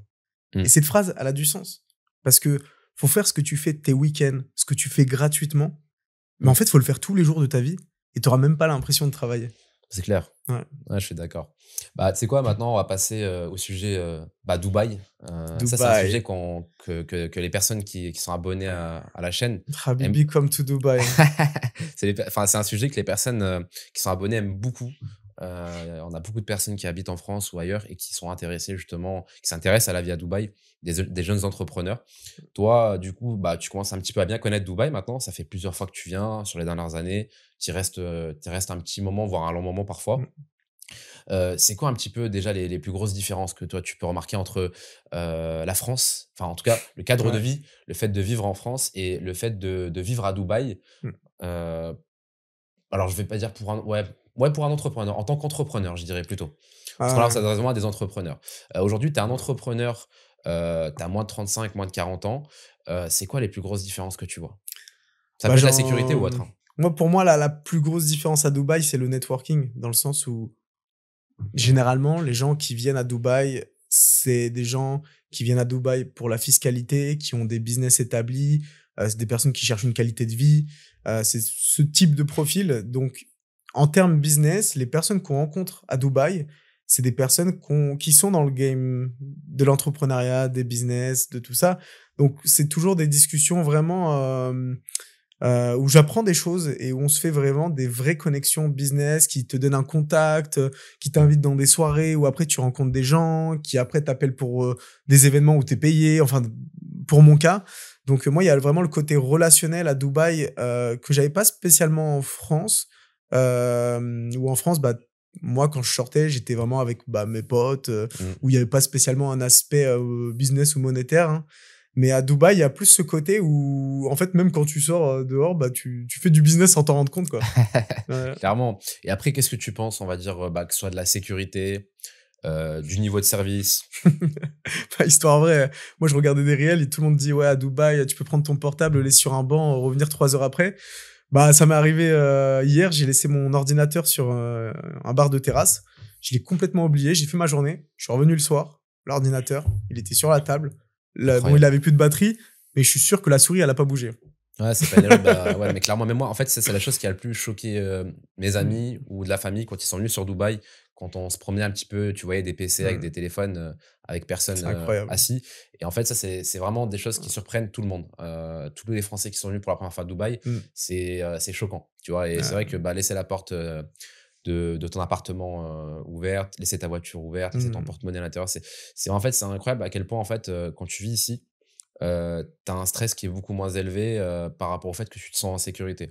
Mmh Et je mh. pense que pour un entrepreneur, la sécurité, c'est que ça devient quand même quelque chose, d'important, surtout quand tu dois prendre des décisions rapidement, ou que en tout cas, tu as besoin d'avoir en tout cas ce niveau de stress en moins quand tu sors dehors pour pouvoir, bah, prendre des meilleures décisions, et puis avancer dans la vie tout simplement. Ne pas avoir peur quand, tu as une belle montre, autour du poignet, ne pas avoir peur de te promener avec une belle voiture, qu'on raye ta voiture. Ouais, c'est vrai. Tu pas de peur aussi de te faire, racketter, quand que tu sois une femme ou un homme, hein, tout simplement. Donc je pense que ça, c'est quelque chose, qui est très apprécié, en tout cas à Dubaï. Ça, c'est la chose, en tout cas, qui attire le plus d'expatriés, Mmh. dans le monde à Dubaï. C'est vraiment la sécurité. Non, mais c'est un C'est fait, hein. c'est C'est un fait. après, si tu vois, c'est avant la fiscalité. Parce que Mmh. souvent, en fait, on pense que c'est la fiscalité qui attire dans un premier temps, mais la réalité des choses, c'est que en fait, un entrepreneur, en réalité, aujourd'hui, qui gagne super bien sa vie, enfin, je veux dire, il va pas aller, s'enfermer dans une prison, ou aller s'enfermer en enfer juste parce qu'il va payer 0% d'impôts. Ouais, S'il bah, a bien travaillé sûr. aussi dur, c'est pour avoir d'abord une belle vie. Donc, un entrepreneur, qui gagne très bien sa vie, qui a plus, on va dire, qui est libre financièrement, Mmh. il va préférer payer 20-30% d'impôts, mais être heureux dans sa vie, plutôt que d'en payer 0% et d'être malheureux. Ah, je suis 100 d'accord avec toi, hein. Ouais, ça c'est Tu quelque tu chose que vas pas beaucoup dans un endroit pour de l'argent parce que vivre dans un lieu, c'est quand même quelque chose, hein. mmh, Si tu vis, dans un pays où tu es pas spécialement bien, en plus, on a la chance, je pense, pour les personnes qui nous regardent, qui sont de nationalité plutôt, à mon avis, européenne, mmh, d'avoir un passeport où on peut aller partout sur la planète. mmh, C'est une grande, grande chance et c'est pas la chance de tout le monde, dans le monde, hein. bien sûr. Ah, tu vu d'autres différences au niveau du niveau de service, Alors la là, fiscalité peut-être aussi au non, non, passage? non, moi pour le coup, je suis français, je suis fiscalisé en France, donc j'ai pas spécialement le côté fiscal à Dubaï, mais ouais, le service à Dubaï, on m'en a parlé, mais ça, on le découvre vraiment en arrivant ici où le service en France, il est bien, hein, je critique pas, hein, mais à Dubaï, on est sur un autre niveau, dans le sens où quelle que soit l'heure, quel que soit l'endroit, t'as besoin de quelque chose, t'as besoin d'un service. J'ai vu un gars, il m'a dit: «Attends, je vais mettre de l'essence, on va manger au resto». On était manger sur une terrasse dans un resto à Dubaï. Il y a un camion, il est venu, il a ouvert la voiture, il lui a mis de l'essence, il est parti et lui, il a été débité sur son compte du montant où il a mis l'essence. J'ai Incroyable. jamais vu ça ailleurs. Mais tu sais, c'est incroyable, si tu perds ta carte SIM, par exemple, et qu'il est Ouais. 23 heures et que tu te dis tu reviens de voyage, toi qui voyages, beaucoup, tu reviens sur Dubaï: «Ah mince, j'ai perdu ma carte SIM, Mmh. aux États-Unis». Bah, en fait, tu te dis: «Ah, fait chier, faut que demain j'aille, à Virgin Mobile». Bah, non, en fait, tu as une application, tu as un livreur qui vient, qui te met la carte SIM. Ouais. Va voir jusqu'où ça va, même ton banquier, quand tu es entrepreneur, par exemple, à Dubaï, une banque en ligne, bah, par exemple Emirates NBD, tu es au bureau, tu es en train de bosser, c'est le banquier qui vient chez toi, qui te fait l'ouverture du compte Mmh. bancaire. Il te dit, bah, moi, du coup, voilà, dans ton chéquier, dans 2-3 jours, tu le reçois. Mais peut-être que je serai pas là, en fait, dans 2-3 jours. Je serai peut-être en rendez-vous. Bah, t'inquiète pas, il y a de toute manière, le livreur va t'appeler 2 heures ou 3 heures avant pour te demander où tu seras à telle Mmh. heure. Et donc, en fait, tu vois, là, on va sur vraiment des exemples comme celui-ci, mais en fait, je peux t'en citer jusqu'à demain matin des exemples comme ça. Non, mais c'est En vrai, fait, hein. tout est fait, Mmh. pour que toi, quand tu sois entrepreneur ici, que tu as plein de rendez-vous, que ton temps, en fait, il est important ici. En Mmh. fait, si vraiment tu valorises ton temps en tant qu'entrepreneur, bah, tout est fait pour que tu gagnes ton temps. En tout cas, c'est un petit peu le Disney, des entrepreneurs, Dubaï. Et c'est ce dont je me rends compte, c'est que tout est fait pour que tu gagnes du temps, hein. Donc il y a pas tu pas d'excuse, si tu as un business aujourd'hui que tu souhaites développer, heu, pour justement, bah, ne pas Mmh. faire les causes. Tu vois ce Ouais, que je veux ouais. dire? Non, mais c'est vrai, hein, et moi je l'ai vu aussi, un peu sur les des fois j'ai besoin de recruter des Mmh, personnes, pour le boulot, pour des spectacles, et il me faut toujours des profils très techniques mmh, et des personnes qui aiment voyager, OK, et souvent, alors je sais pas pourquoi, mais les personnes techniques, elles aiment pas trop voyager. OK, C'est un fait. Moi, toutes les personnes que moi j'ai rencontrées, j'ai, jamais trouvé des personnes qui aiment voyager et qui sont vraiment, codeurs, développeurs, qui veulent, faire, du spectacle, de l'événementiel, et ça, moi, ça a été une grosse difficulté de trouver, des profils, qui veulent bouger, et à Dubaï, bah, pour le coup, il y en a partout. ouais, clairement, clairement, le niveau de service, il est incroyable à Ouais. Dubaï. Toi, aujourd'hui, de ton point de vue, est-ce que tu penses que sur les 5-10 prochaines années, pour un jeune entrepreneur qui a possibilité d'avoir un business où il peut à la fois, enfin qui peut soit habiter à Dubaï Mmh. profiter de cette sécurité, cette fiscalité, de ce niveau de service, Ouais. ou habiter en France.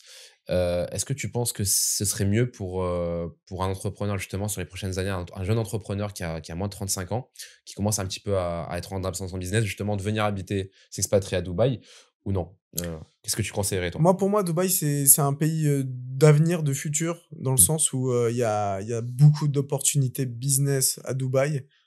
C'est un peu une phrase bateau, mais c'est une réalité. Il faut regarder aussi les chiffres, de Dubaï. Ça marche, il y a de la croissance, et il y a beaucoup de business qui se créent, qui se développent et qui sont stables. Après en France, il y en a aussi, mais c'est un lifestyle différent. Est-ce que, faut aimer le soleil? Je sais qu'il y a des gens qui aiment pas le soleil. Mmh. Faut aimer, vivre en ville, mais il y a aussi des beaux déserts à visiter. Après, il y a aussi des plages, il y a d'autres choses. Mais c'est un autre lifestyle que, je sais pas, vivre à Paris ou dans une autre ville de France. Je parle Faut vraiment, on va dire vraiment, tu sais, par rapport au développement, vraiment un entrepreneur mmh, qui souhaite se développer. C'est-à-dire qui souhaite développer son business, il peut habiter en France ou à Dubaï. Est-ce que le fait de profiter, on va dire, d'une fiscalité qui est meilleure, d'un meilleur niveau de service, d'une meilleure sécurité, est-ce que tu penses que c'est mieux aujourd'hui pour un entrepreneur français, de venir à Dubaï, que ce soit un freelance, je veux dire, qui crée des sites web, que ce soit une personne qui est dans l'e-commerce, enfin, que ce soit un expert même comptable qui est mmh. freelance, peu importe vraiment, tant qu'il a une activité une personne même comme toi qui est dans l'événementiel en soi. Est-ce que tu penses vraiment que c'est mieux pour lui de venir à Dubaï sur les 5-10 prochaines années ou Bah, d'un point de vue fiscal, ça, personne ne pourra contredire, je crois que l'impôt, il est à combien? 5%? 6%? 0%? 0%, voilà. Tu payes 9% sur la société, Ouais, au-dessus des 75 000 € de bénéfices. Donc, OK. en fait, il y a même plus d'impôts, en fait, au final. Donc voilà, oui, d'un point de vue fiscal, personne ne pourra contredire, ça c'est sûr et certain, et même en termes de charges, entreprises, quand on compare les entreprises à Mmh. Dubaï et les entreprises en France, à Dubaï, on est un peu moins cher que la gestion d'une entreprise en France, si je dis pas de bêtises. Parce que moi j'ai pas encore d'entreprise à Dubaï. Mais oui, je pense qu'en termes de développement, Dubaï, c'est plus simple de trouver des clients, et tout va vite, et il y a une j'ai l'impression qu'il y a aussi une plus grande confiance entre les personnes. Dans les rencontres qu'on fait, on fait plus facilement confiance à des entrepreneurs qu'on connaît pas spécialement, et moi, c'est un truc que j'ai vu ici Mmh. où, bah, on m'a appelé pour des gros events et on se connaissait pas spécialement, on n'avait pas spécialement créé de relation, et l'événement était juste gigantesque, et tout va vite. Tout Bien va sûr. très, très, très vite. En fait, c'est moi, j'avais fait un calcul assez simple. Mmh. En fait, si tu veux, aujourd'hui, on va dire, on va prendre l'année de 2020. Il y a eu le Covid, enfin, en 2020, mais sans même parler de Covid, on va parler vraiment depuis 2020. Ça, j'ai même envie de le couper. Je sais même pas pourquoi j'ai dit depuis le Covid. Pas de souci. C'est le réflexe de 2020. Maintenant, c'est devenu, tu sais, C'est vrai, depuis le Covid. 2020 dans ma tête, c'est Covid. Ouais, mais c'est ça, en fait, on n'ose même plus dire le 2020. En fait, j'ai fait le calcul pour un freelance, que ce soit un entrepreneur un auto-entrepreneur qui crée des sites web, qui fait du montage, mais voilà, depuis 2020 en tout cas, si on va dire, il réalisait, on va dire, 7 000 € de chiffre d'affaires, par exemple, par mois, avec le système fiscal, français, en tant qu'auto-entrepreneur, pourtant c'est un régime fiscal qui est quand même super intéressant. En fait, c'est les 2 000 € par mois, qu'il aurait payé d'impôts s'il était venu s'expatrier à Dubaï. Mmh. En fait, si c'est 2 000 € par mois, il aurait investi 1 000 € en bourse, donc sur des grosses entreprises, hein, très safe, Mmh. comme Apple, Coca-Cola, Amazon, Microsoft. Ouais. S'il avait, plutôt que de les payer en impôts, s'il les avait mis, donc il les investissait, lui-même, donc en bourse, et 1 000 € en bitcoin, tu vois? Bah, j'ai fait le calcul, il serait à plus de 700 000 800 000 € de patrimoine cash, Sur combien de temps? depuis 2020. OK. Ah ouais. Parce que Apple a fait, x5 Ouais. littéralement, et on c'est ce qui s'est passé avec Mmh. les crypto-monnaies et le bitcoin. Et en fait, je me rends compte que, en fait, quand tu démarres dans la vie, en tant que jeune entrepreneur avec une fiscalité qui est assez élevée, ça peut aussi être un petit peu, handicapant pour toi, de pouvoir te développer et scaler assez rapidement Mmh. avec toutes ces charges. Et c'est un petit peu le raisonnement que j'ai eu, et moi, c'est un raisonnement que j'avais entendu justement, d'un entrepreneur français qui disait que, pour des personnes comme toi, il y a des personnes qui sont, voilà, patientes, qui peuvent être très débrouillardes, mais c'est vrai que pour une personne qui souhaite vraiment se développer, et qui pense être assez responsable aussi, pour ne plus bénéficier des différentes aides, Mmh. parce qu'on va pas se mentir, à Dubaï, faut la payer ton assurance santé. Ah, il y a pas d'aide à Tu as Dubaï. payé tes 170 € pour pouvoir être couvert. Mmh. Tu payes pas pour ta retraite, mais ta retraite, tu es obligé de te la créer toi-même par contre. Ouais. Donc, tu auras pas de retraite, mais tu dois investir intelligemment, dans l'immobilier, dans la bourse, Mmh. dans des investissements un peu plus risqués comme la crypto, mais qui peuvent parfois bien payer. Donc, je pense que c'est intéressant aussi en tant qu'entrepreneur, de pouvoir aussi se développer justement en utilisant, cette fiscalité qu'on va pas payer pour pouvoir la réinjecter intelligemment, pas dans les soirées bien évidemment. Ouais, ouais, mais c'est le but, hein. Faut pas, faut bien réfléchir, Bien mais sûr. après voilà, si on est responsable et qu'on sait comment placer son argent, Mmh. Dubaï, c'est pour moi, c'est vraiment le lieu du futur, dans le sens où là, c'est que le début de Dubaï. Ça a bien grandi, hein, mais je pense qu'on est encore dans les débuts de l'évolution de Dubaï, et là, ça va vraiment, vraiment, encore grandir et en termes de croissance, moi, c'est une ville en laquelle je crois énormément. Incroyable. En Ouais. plus, toi, tu as pu voir l'évolution, ça fait plusieurs années que tu viens. Moi, la première fois que je suis venu à Dubaï, je pense, ça fait 10 ans. Incroyable. J'étais venu, c'était pas pareil. C'était déjà grand, hein, il y a 10 ans. C'était bien évolué, mais là, ouais, j'ai vu, je suis revenu après il y a quelques années, je suis revenu tous les ans, en fait. Tous les Mmh. ans, j'ai vu un petit peu l'évolution de Dubaï.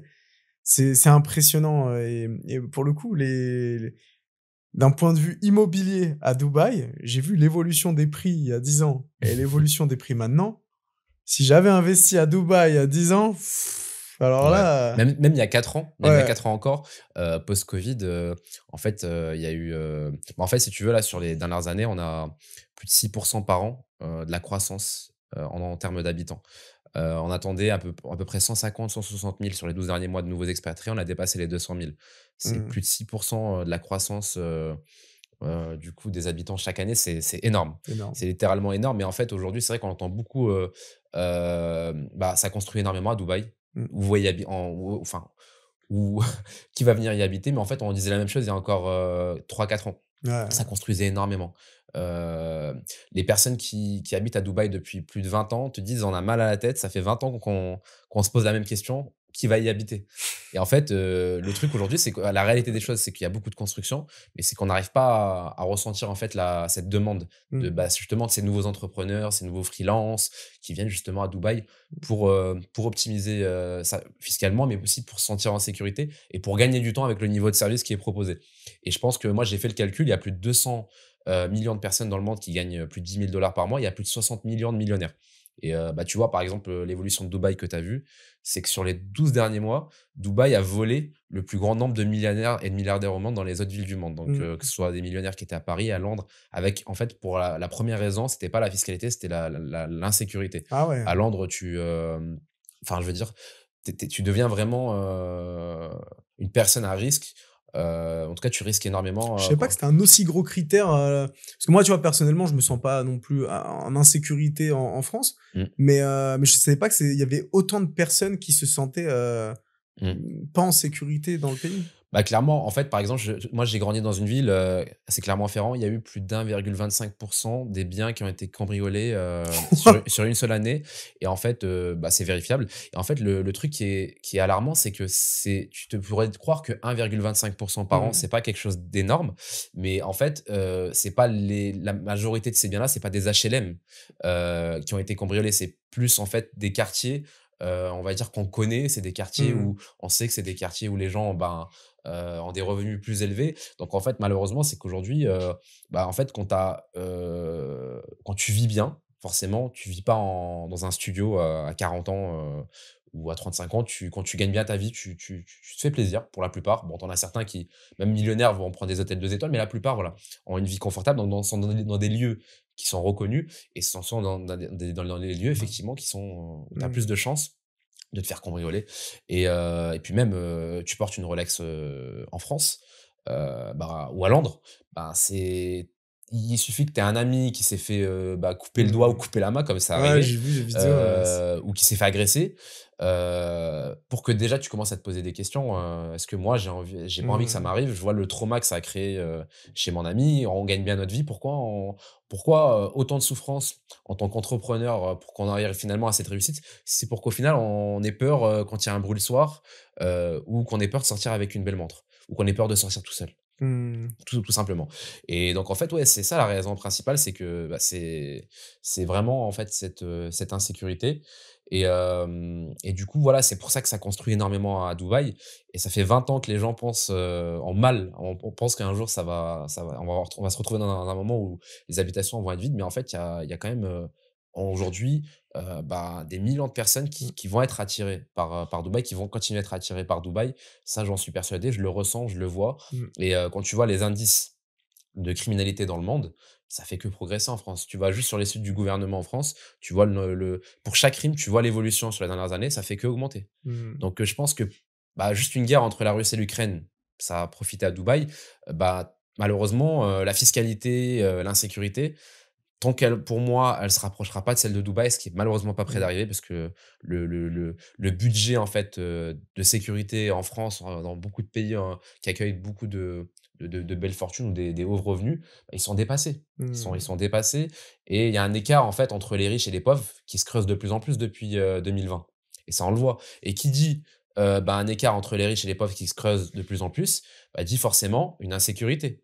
Du coup donc c'est pour moi en fait c'est un peu un schéma logique. Mmh. Écart entre les riches et les pauvres, bah, du coup, bah, forcément la sécurité n'est pas prête d'être comparable à celle de Dubaï. Donc forcément, ce qui fait mal aux autres pays font du bien à Dubaï et logiquement, ben, qui dit, ben, qu'il y aura plus de nouveaux expatriés, parce qu'on est actuellement un peu plus de 3,8 millions, bah, dit forcément beaucoup de demandes sur le marché immobilier de personnes à haut revenu et pour moi, c'est logique qu'aujourd'hui, on a à peu près un peu plus de 4 000 € le mètre carré. C'est pour moi totalement logique, si on continue comme ça, il y a pas de raison qu'on va arriver au prix au mètre carré de Londres, à plus de 12 000 €, à Paris à plus de 10 000 €, voire Mmh. Singapour. Mais toi, d'un point de vue immobilier, parce que je sais que tu travailles Mmh. dedans, est-ce que quand tu mets, je sais pas moi, 200 000 dans un appartement, Mmh. en France, grande ville et tu mets 200 000 € dans un appartement à Dubaï, tu vois une différence de qualité, entre les 2? De qualité de construction? Ouais, Ah, ça va dépendre du promoteur. ouais. En fait, si tu veux, tu sais, Dubaï apprend énormément de ses erreurs, et des erreurs des autres et en fait, depuis 2014, le marché immobilier de Dubaï est contrôlé par le gouvernement lui-même. C'est-à-dire qu'un promoteur aujourd'hui qui arrive sur le marché ne peut plus construire comme il le souhaite. Tu veux construire une tour, tu veux l'appeler la Loonis Tower, tu as un immeuble de 13 étages, tu as le marketing, tu as les équipes, tout est en place, tu peux pas construire Ah ça. ouais, OK, Voilà. ouais. D'abord, tu dois déposer un cahier des charges auprès du gouvernement. Il sera approuvé que s'il respecte les normes, les nouveaux matériaux utilisés et le cahier des charges devient de plus en plus strict parce que tu sais, Dubaï, la chose la plus importante à laquelle ils tiennent, vu qu'ils ont pas forcément, bah, des ressources, le pétrole, ça représente 5 de leur PIB aujourd'hui. Donc, ils ont pas, si tu veux, des ressources comme ont les autres pays. Donc, c'est vraiment leur réputation. Mmh mh. C'est leur réputation qui est la plus importante. Donc, leur réputation, c'est très important pour eux que les erreurs d'hier ne soient plus les erreurs de demain. Et aujourd'hui, c'est vrai que les erreurs d'hier, bah, se remarquent toujours vu qu'il y a eu des défauts Mmh. sur la construction. Et donc, bah, Dubaï, vu qu'ils réagissent très vite, et quand on voit qu'avec ils avaient 20 fois moins si tu veux, d'argent quand il y a eu la découverte du pétrole qu'Abu Dhabi. Ils ont réussi à faire avec 20 fois moins d'argent mieux qu'Abu Dhabi. Donc c'est pour te dire que, bah, tu vois, ils arrivent aussi à prendre des décisions et rapidement et pour justement changer les erreurs d'hier, pour qu'elles soient Mmh. plus les erreurs de demain et donc en fait, donc tu vas déposer un cahier des charges, il sera accepté. Donc là, effectivement, sur les 3 4 dernières années, le cahier des charges, je t'assure, est devenu beaucoup plus strict. On voit que les promoteurs auxquels même nous, au sein de notre agence, on croyait pas, ou en tout cas on proposait pas, bah, aujourd'hui on a presque envie de changer, d'avis en fait. Parce qu'aujourd'hui un promoteur, bah, aujourd'hui un promoteur à Dubaï, il est conscient qu'il y a plus il y a c'est plus du tout la même concurrence qu'il y avait, il y a 10 ans. Ouais. Il y a 10 ans, tu avais, les gros promoteurs, mais tu en avais quelques-uns qui étaient petits.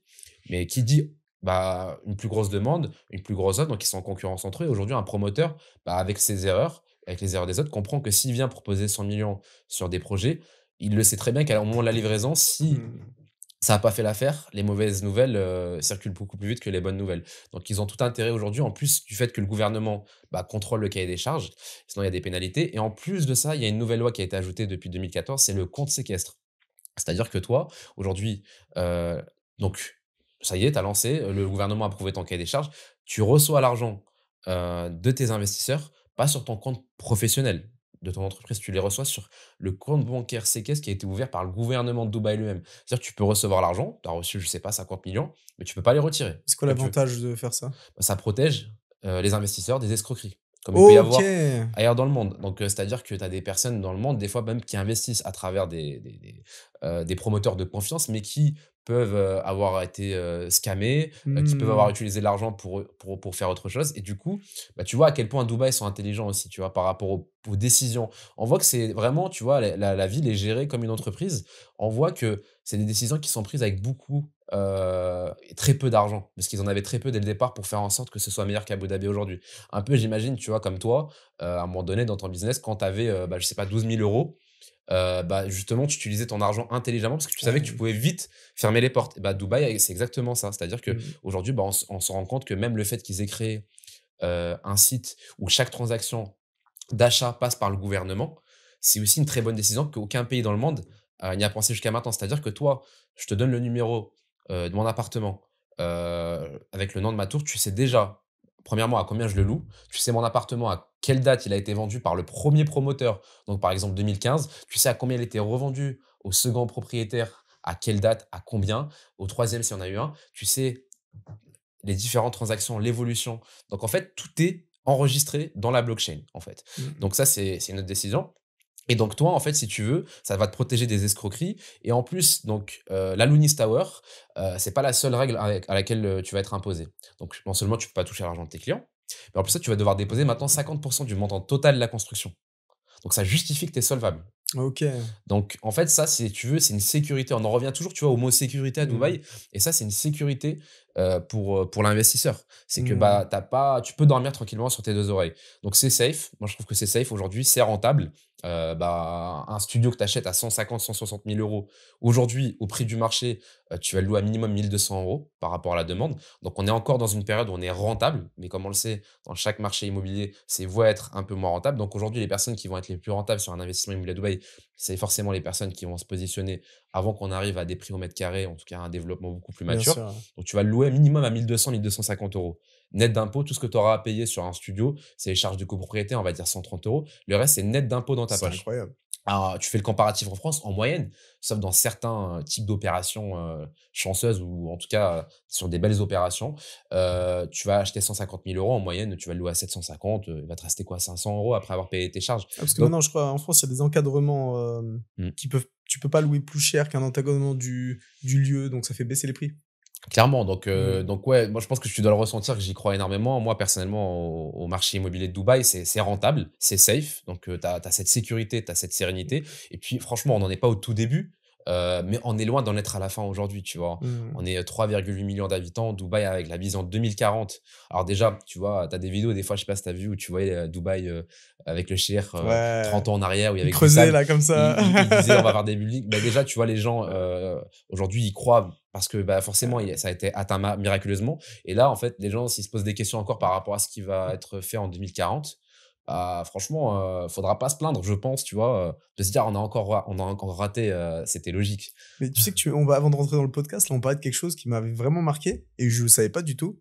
Tu me disais qu'en moyenne, l'appartement, quand tu achètes un appartement sur, plan en Mmh. construction, il est vendu 3 fois avant qu'il y ait le premier Waouh, locataire. ouais, je pense que même on est à même entre 4 et 5 fois, parce qu'en fait, on est sur le marché le plus dynamique du monde, il y a de la plus-value forcément. Tu qu'à voir, hein, des projets où, des personnes prennent, des plus-values à plus de 50 sur, 1 an et demi. C'est-à-dire, Donc tu achètes les plans de l'immeuble, enfin d'un mmh, appartement, tu le revends à quelqu'un, il a fait une plus-value, mmh. cette personne, elle le revend, elle a fait une plus-value, jusqu'à ce qu'il y ait un premier locataire? Ouais, ou parfois même, en fait, ouais, c'est, on va dire une transaction de plus-value qui va être faite 1 an avant la remise des clés. C'est souvent là où on commence à voir la 1re grosse vague de demandes. C'est 1 an avant la fin de la construction. Tu as des personnes qui te disent, souvent, effectivement, tu pourras revendre après 6 mois. Bon, la 1re vague de vraies demandes, Mmh. c'est statistique, c'est 1 an avant. Donc tu vas revendre 1 an avant. Ensuite, quelques mois avant la remise des clés, le second propriétaire a refait une plus-value, donc il va revendre une deuxième fois. C'est incroyable. Au moment de la remise des clés, la personne achète et va peut-être attendre, bah, justement, quelques mois, bah, avant de revendre encore une fois et cette personne-là finalement va le mettre en location. Donc c'est Mmh. arrive que, bah, oui, souvent on dit: «Oui, mais tu sais à Dubaï, il y a beaucoup d'immeubles vides au centre-ville». Alors, il y a aussi beaucoup d'immeubles vides, sur des quartiers, à moins de 20 minutes, du centre-ville et tu as souvent des personnes qui, bah, justement comprennent pas pourquoi, ce projet a été livré il y a 1 an, et il y a c'est toujours pas, en tout cas, un immeuble qui est rempli parce que tout simplement, il y a encore des transactions d'achat-revente et après tu as aussi des immeubles, en fait, au centre-ville où là, par contre, c'est vraiment des saoudiens, des grosses fortunes, en fait, qui achètent des appartements, en face du Burj Khalifa, Mmh. tu sais, sur les tours Emmar et en fait, c'est juste un achat secondaire, enfin, c'est une résidence OK, secondaire pour eux. d'accord. Donc tu sais, ils vont l'utiliser un mois dans l'année, une semaine dans l'année, mais Ils le mettent pas en location? ils ont pas besoin d'argent. Ouais, Enfin, ouais, ils ont pas besoin d'argent, en tout cas de le mettre en location. Donc voilà, en fait, donc tu peux revendre en tout cas sur plan. Bah, toi, du coup, qu'est-ce que tu en penses? bah, non, d'un point de vue, financier, un investissement locatif à Dubaï ou même pour une résidence principale, c'est un super investissement parce que quand on voit les chiffres, en tout cas je suis pas un professionnel de l'immobilier, hein, mais de mon niveau, c'est quand même quelque chose de plutôt rentable, même en achat-revente ou en projet, locatif, en mettant un locataire dedans. Moi, il y a un truc qui m'a impressionné à Dubaï et que j'ai jamais vu ça ailleurs, Mmh, c'est que les loyers, ils sont payés 1 an à l'avance. mmh, Moi, on dit ça en France, payer un loyer enfin moi j'ai jamais vu ça, hein, payer un loyer 1 an en France, 1 an à l'avance en mmh, France, c'est incroyable. C'est-à-dire que pendant 1 an, t'as pas mmh, à te soucier de, «Ah peut-être le locataire il va partir le mois prochain, je vais mmh, devoir en trouver un autre». C'est-à-dire que mmh, tu sais que là, toute cette année, tu as un locataire qui a déjà payé et peut-être l'année prochaine il va changer ou pas, hein, mmh. mais en tout cas pendant 1 an, t'as pas à te casser la tête, à te dire, «Je vais trouver quelqu'un d'autre» ou Et tu sais qu'il y en a qui pensent que, en fait, pour certains, c'est tellement beau pour être vrai. Moi, j'entends des collègues parfois, où tu vois, tu as l'investisseur qui arrive, il te dit: «Je veux ci, ça», tu lui sors, ben, en mieux, une meilleure ouais. rentabilité. Il voulait une rentabilité à 5 net, bah, tu lui sors du 6-7 net, au minimum, hein. Mmh. Voire même plus. Tu lui proposes, justement, bah, cette garantie, bah, que les loyers vont être payés 1 an en avance et cetera et en fait, c'est tellement beau pour être vrai, pour lui, tellement il a Ouais. été conditionné dans un marché avec beaucoup de règles, avec beaucoup d'impositions, avec beaucoup de stress aussi, Mmh. par rapport aux impayés des loyers, par rapport à, ben, voilà, par rapport à aux dégradations, par rapport à l'impôt, on va dire, qui va être fait sur la revente. Tu sais, maintenant même, ils ont rajouté une loi sur la résidence principale ou en 3 si tu l'as pas revendu dans les 5 ans, en tout cas dans moins de 5 ans, donc tu achètes une résidence principale pour toi, tu la revends, dans moins de 5 ans, bah, tu es imposé à plus de 30. Tu Donc parles en France ou en à France, Dubaï? en OK, France. ouais. Donc en fait, tu sais, tu as tellement ces contraintes avec, bah, les impôts sur les loyers, Mmh. et cetera. Sur la succession ici à Dubaï, on est à 0,125. C'est même pas Mmh. c'est le seul impôt que tu peux avoir dans l'immobilier. C'est, pour l'héritage, tu as OK, 0,125. ouais. Donc c'est même pas un impôt, c'est des frais, en fait, littéralement Ouais. et autrement, tu revends avec 50 000 € de plus-value, ça va dans ta poche et en fait, des fois, tu as des investisseurs tellement ils ont été conditionnés, dans ce système-là, que des fois, il leur faut une période de 1 ou 2 mois, 3 mois Mmh. pour comprendre, justement pour changer de mindset. Un peu, tu sais, comme moi, par exemple, quand j'ai compris, ben, qu'en fait, en étant entrepreneur, tu peux gagner de l'argent en dormant dans certains business. Bah, en fait, quand tu te lèves le matin et que tu te rends compte qu'en fait, tu as encaissé de l'argent, bah, sans que tu aies eu aucun effort à fournir, Ouais. bah, moi, il m'a fallu quand même un bon moment pour, me dire: «Attends, j'ai fait des études toute ma vie».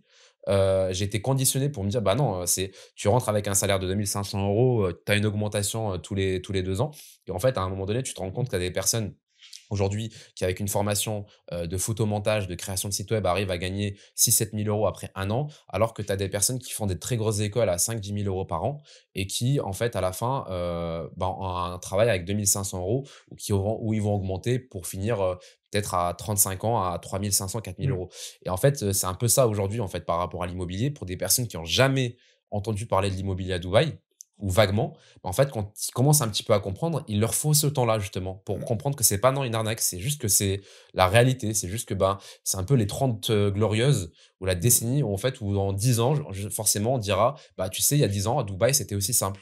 Ben, c'était plus rentable, on avait, 13 de rentabilité et Ouais. en fait, bah, on était à 3 000-4 000 € le mètre carré et maintenant on est à 12 000 et en Ouais. fait, c'est un peu cette décennie glorieuse en fait. Je pense que, bah, quand tu arrives et que tu es dans un tu es un peu dans l'extrême opposé, bah, en fait, tu as du mal à te dire: «Mais attends, en plus, attends, il y a une convention entre Dubaï et la France où je suis pas doublement imposé». Donc si je suis résident en France, c'est-à-dire qu'en investissant à Dubaï, si j'encaisse, si j'achète un studio à 160 000 € et que j'encaisse plus de 14 000 € à l'année, je vais être imposé qu'à Dubaï et quand je vais envoyer mes fonds tout en étant, par exemple, entrepreneur en France, je vais envoyer mes 14 000 € en France, je serai pas imposé dessus.